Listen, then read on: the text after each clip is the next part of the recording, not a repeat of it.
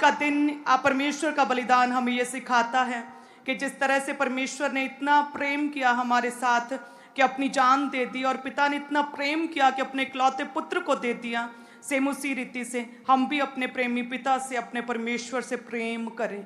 हम भी प्रेम करें परमेश्वर से। और प्रेम कैसे करेंगे? हम प्रेम करेंगे परमेश्वर के वचनों को पूरा करके। हम परमेश्वर के वचनों को, उसकी आज्ञाओं को मान के हम परमेश्वर से प्रेम करेंगे, जिस तरह से प्रभु ने हमारे साथ ऐसा उत्तम प्रेम किया।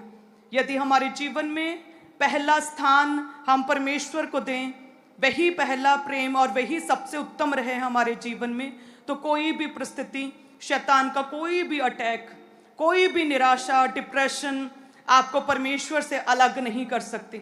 जैसे प्रभु के दास कहते हैं कि उनके जीवन का यह रेमा रहा, अड़े और खड़े रहना।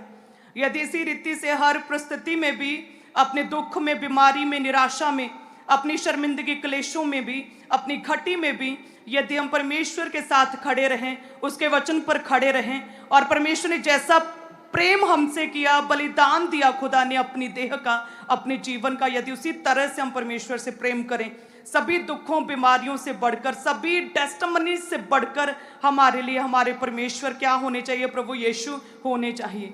हालेलुया।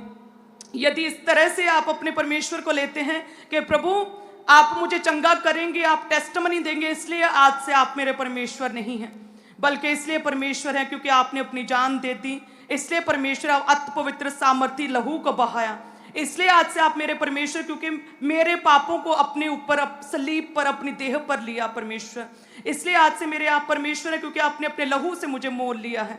हे परमेश्वर, इसलिए आप मेरे परमेश्वर हैं क्योंकि आपने लाखों की भीड़ में से मुझे चुन लिया है परमेश्वर, क्योंकि आप जब तक अलाउ ना करें तब तक कोई भी जन, हे परमेश्वर, तुझे प्रभु तक नहीं कह सकता। यदि परमेश्वर तू मेरा उद्धार करता जीवित परमेश्वर स्वर्गीय पिता है और मैं तेरे शरण स्थान में, तेरे पवित्र घर में हूं, तो परमेश्वर ये काफी है कि मैं तेरे में बना रहूं, तेरे वचन पर चलता रहूं परमेश्वर। हालेलुया। यदि इस तरह से आज से हम प्रभु को माने, परमेश्वर के वचनों पर चलें, दुनिया की कोई भी ताकत, दुनिया की कोई भी बीमारी आपको परमेश्वर से दूर नहीं कर सकती है। हालेलुया।